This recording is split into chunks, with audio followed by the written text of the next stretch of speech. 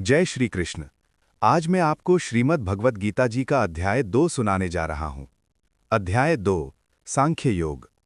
संजय बोले, इस प्रकार करुणा से भरे और शोकग्रस्त अर्जुन से श्री कृष्ण ने मधुर वाणी में ये कहा। श्री भगवान बोले, अर्जुन, इस कठिन समय में तुम्हारे मन में ये मोह कैसे उत्पन्न हो गया? ये न तो श्रेष्ठ पुरुषों को शोभा देता है, न स्वर्ग दिलाने वाला है और न ही यश देने वाला। हे पार्थ, कायरता मत अपनाओ, ये तुम्हें शोभा नहीं देती। हृदय की इस तुच्छ दुर्बलता को छोड़कर उठो और युद्ध के लिए खड़े हो जाओ। अर्जुन बोले, हे मधुसूदन, मैं युद्ध भूमि में अपने पूज्य गुरु भीष्म और द्रोणाचार्य पर बाण कैसे चला सकता हूं?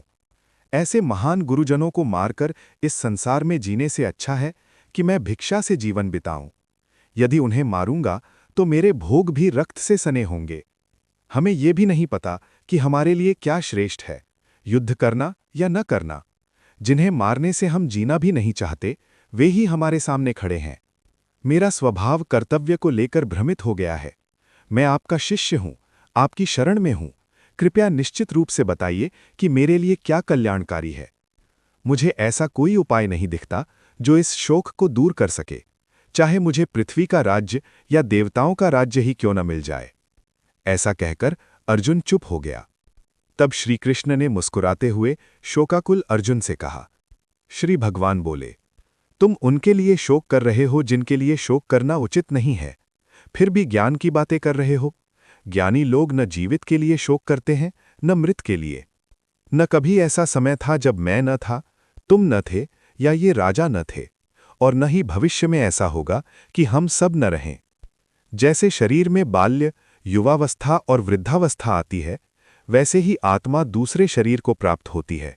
धीर पुरुष इसमें मोहित नहीं होता। इंद्रियों और विषयों के संयोग से ही सुख दुख उत्पन्न होते हैं। वे आने जाने वाले हैं, अस्थायी हैं, इसलिए उन्हें सहन करो। जो पुरुष सुख दुख में विचलित नहीं होता और संभाव से रहता है, वही मोक्ष के योग्य होता है। असत्य का अस्तित्व नहीं है और सत्य का अभाव नहीं है। तत्वदर्शी इस निष्कर्ष पर पहुंचे हैं। ये जान लो कि जिससे ये सारा जगत व्याप्त है, वो अविनाशी है। उसका विनाश कोई नहीं कर सकता। ये शरीर नाशवान है, पर इनमें निवास करने वाली आत्मा नित्य, अविनाशी और अप्रमेय है। इसलिए युद्ध करो। जो आत्मा को मारने वाला समझता है और जो उसे मरी हुई समझता है, वे दोनों अज्ञानी हैं। आत्मा न मरती है, न मारी जाती है। आत्मा न जन्म लेती है, न मरती है।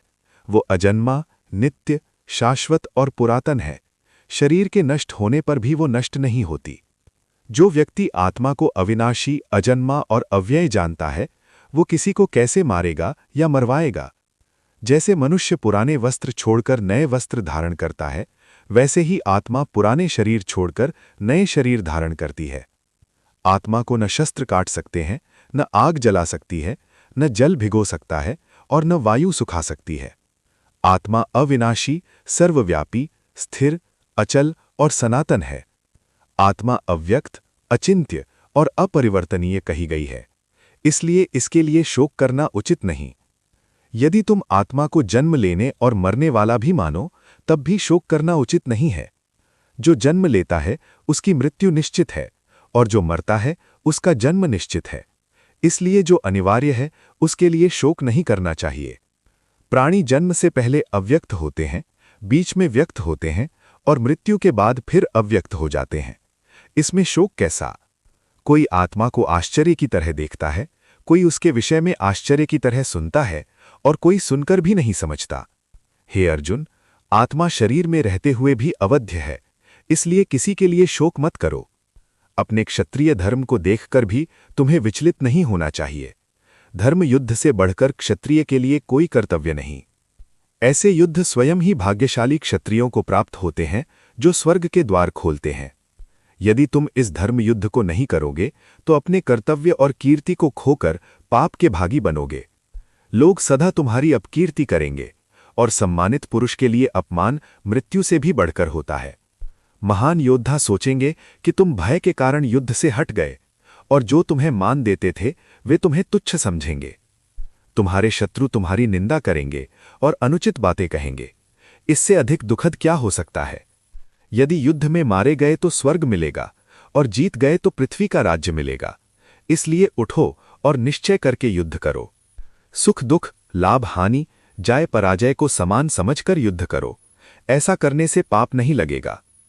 अब तक मैंने तुम्हें ज्ञान बताया, अब कर्म योग सुनो। इस बुद्धि से कर्म करने पर कर्म बंधन से मुक्त हो जाओगे। इस मार्ग में किया गया थोड़ा सा प्रयास भी बड़े भय से बचा लेता है। इस मार्ग में बुद्धि एकनिष्ठ होती है, जबकि भोग और ऐश्वर्य में आसक्त लोगों की बुद्धि अनेक शाखाओं वाली होती है। वे लोग वेदों की फूलों जैसी वाणी में उलझकर स्वर्ग, भोग और ऐश्वर्य की कामना करते हैं और कहते हैं कि इससे बढ़कर कुछ नहीं। वेद 3 गुणों से संबंधित हैं। तुम इन तीनों से ऊपर उठकर द्वंद्वों से मुक्त होकर आत्मा में स्थित रहो।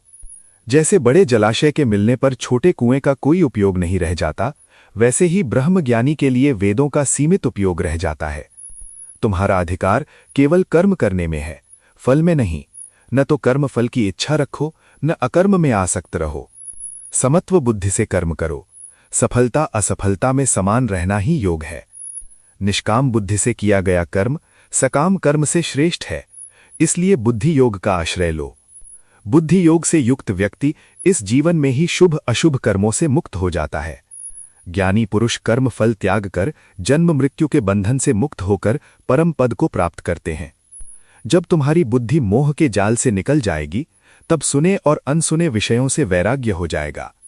जब तुम्हारी बुद्धि वेदों की विविध बातों से विचलित न होकर आत्मा में स्थिर हो जाएगी, तब तुम योग को प्राप्त करोगे। अर्जुन बोले, स्थित प्रज्ञ पुरुष के क्या लक्षण हैं? वो कैसे बोलता है, कैसे बैठता है और कैसे चलता है? श्री कृष्ण ने स्थित प्रज्ञ के लक्षण बताए। जो सभी कामनाओं को त्याग देता है, सुख दुख में विचलित नहीं होता, राग द्वेष से मुक्त रहता है, इंद्रियों को वश में रखता है, वही स्थित प्रज्ञ है। जिसकी इंद्रियां विषयों से हटकर आत्मा में स्थित रहती हैं, उसकी बुद्धि स्थिर होती है। राग से क्रोध, क्रोध से मोह और मोह से बुद्धिनाश होता है। संयमित व्यक्ति शांति प्राप्त करता है और शांति से परम सुख मिलता है। जिसकी बुद्धि स्थिर है, वही ब्रह्म में स्थित होकर परम शांति प्राप्त करता है। अध्याय 2 समाप्त हुआ। कहते हैं कि अध्याय सुनने के बाद महात्म्य अवश्य सुने, नहीं तो पाठ करना व्यर्थ जाता है। अध्याय 2 सांख्य योग का महात्म्य सुनने के लिए वीडियो को लाइक करें और चैनल को सब्सक्राइब करें। धन्यवाद। जय श्री कृष्ण।